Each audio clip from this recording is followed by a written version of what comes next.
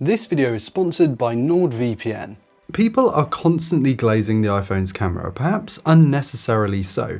Why is it that so many content creators are using iPhones despite the fact that we have so many good, perfect, if not better options on the Android side? Well, there's a lot to unpack here, so let's get into that. Hey guys, I'm Ryan Thomas, and the iPhone's camera is a bit of a mixed bag this year.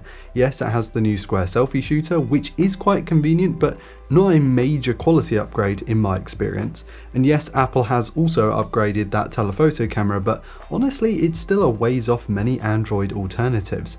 The cameras in stills are pretty good, and the regular video is also decent, but people constantly rave about how good the iPhone's regular video is.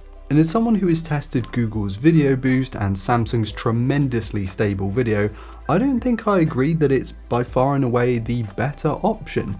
But there is something here that is the best, the reason why so many creators are using the iPhone, and we'll get into that after a quick word from today's sponsor. One of the most convenient and handy inventions of the last few years is certainly a VPN, and that's where this video's sponsor NordVPN comes in. Not only does this service help you browse anonymously, tunneling your network traffic through another region which helps secure your connection, but it's also just really handy for watching programs, movies and sports that you just wouldn't get in your home version of Netflix, for example. Or if, like me, you're a die-hard Premier League fanatic and you go on holiday, being able to log into your streaming services just as you normally would without a fuss is brilliant, and NordVPN allows you to do that. It works on Mac, Windows, iOS and our beloved Android. It's easy to install and get set up. If you go to nordvpn.com/androidpolice, you'll get up to 77% off a 2-year plan and 4 months extra for free. So check that link out in the video description, and a big thanks to NordVPN for sponsoring today's content. Alright, so you've probably noticed that many smartphones recently have come with various log recording formats, specifically in video. This is a good thing, and I'm honestly very happy that it's becoming basically ubiquitous at this stage. But there are a few things to consider when talking about this feature. Firstly, log records in a different way to regular linear formats. This is why colors look washed out. What you need to do is actually take that log curve into something like Rec 709, the sort of color space that I shoot this video in, for example.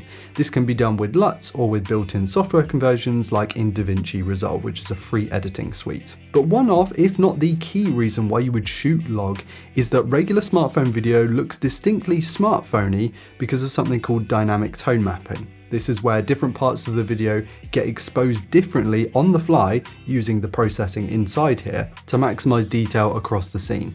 Fantastically convenient for the clips that 95% of people are going to want to shoot because it requires no user skill and spits out clean, easy to watch footage. That is brilliant. But what it also does is boost things in a pretty unnatural way, something that normal regular cameras wouldn't do. By shooting in log and bypassing this processing, you actually get footage that fundamentally looks and feels way closer to what a real camera shoots. And for creators, that means you can splice in clips, perhaps B-roll taken on your smartphone, to videos that otherwise would just be shot with a traditional camera. The footage that comes out of the iPhone in this mode is far more natural and looks, dare I say, professional if shot in the right way, because this isn't the only thing that makes smartphone video look smartphony. Another big factor is shutter speed or shutter angle. To make a long story short, you'll want to be shooting at 180 degrees most of the time, which never really ever happens on automatic video because we let our phones auto expose, and usually that just cranks the shutter right up. And that's how you get jittery looking footage. I mean, just look at how different these clips look in terms of smoothness when you get that shutter angle dialed in. One looks natural and the other just kind of looks weird. But what makes specifically ProRes Log and ProRes RAW important to professionals and hobbyist videographers even, is that the format is typically very easy to work with on Apple computers for one, and certainly Windows machines in some ways. Its file sizes are huge, sure, there's no denying that, but this allows for that log recording to contain heaps of data for footage manipulation after the fact. Say I want to bring down the highlights or raise the shadows, change the tones or the color hues. In a small recording shot in linear, there's not actually that much wiggle room before the thing just falls apart. However, with this nice big juicy file, we can make way more changes and retain the quality in video. Many creators use a Mac, and that comes with the Apple ecosystem, so stuff like ProRes running super smoothly in the editing timeline, and actually the new and improved AirDrop system make file transfers really convenient. ProRes RAW takes this a step further. Now I think the name combined with the fact that Apple makes you use an external SSD confuses people into thinking that this is a lossless, uncompressed RAW format, and that is just not the case. This is a compressed RAW codec that doesn't actually serve the raw sensor data, but there is more wiggle room than any other mode on the phone. So this is certainly the mode to use if you're a professional and have a big project to shoot on your phone for some reason. This format is the highest data rate, so requires way more storage space than any of the other modes, but does offer more latitude in editing and tailoring the image to get it just how you want it without blotchy artifacts. It does have its limits, it's not completely faultless, but the limits are much higher than with the other modes and other footage from other phones. Apple has actually taken this a step further with the 17 Pro Max this year, because if you're locked into the right mode, you can actually enable what's called open gate.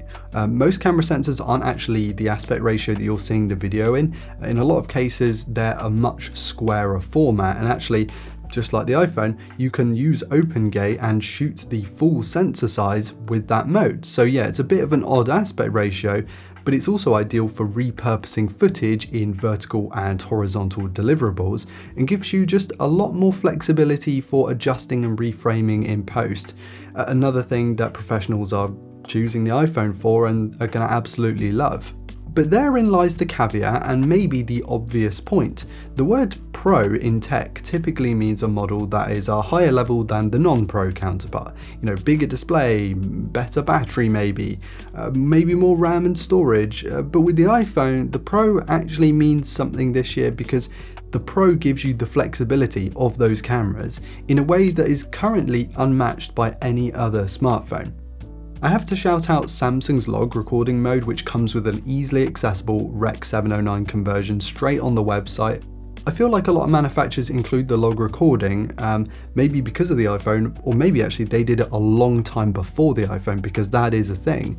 But then they make it nigh on impossible to work with, because no one knows what color space it's in and there's no 709 conversion. Samsung and Apple take the guesswork out of this, with the former just offering the LUT on the website, and the latter having a built-in conversion just directly in DaVinci Resolve. You don't even have to download anything. Others should take note and make their modes easier to work with, or if they are in a really easily accessible color space, make it more obvious. The iPhone doesn't have the biggest sensors, the most impressive lenses, the highest resolutions, or even the most comprehensive camera app. What it is capable of in its ProRes and ProRes RAW video, though, cannot be understated. It is currently the king of smartphone video, but not in the mode that your auntie or your brother uses. No, it's hidden away in the settings and designed for professionals. Guys, I'm sure many of you find this mode completely useless or never use it, and that's okay, because smartphone cameras are brilliant for the stuff you don't have to do, not the stuff that you have to do in editing. Who wants to grade smartphone clips anyway, aside from weirdos like me? Anyway, let me know in the comments section if you shoot a lot of smartphone video, and what device are you using, because the iPhone is far from the best tool for everybody. And whilst you're down there, be sure to hit like if you enjoyed today's video, and subscribe to never miss another upload. Thank you all so much for watching. I've been Ryan Thomas, and I will catch you later. Cheers.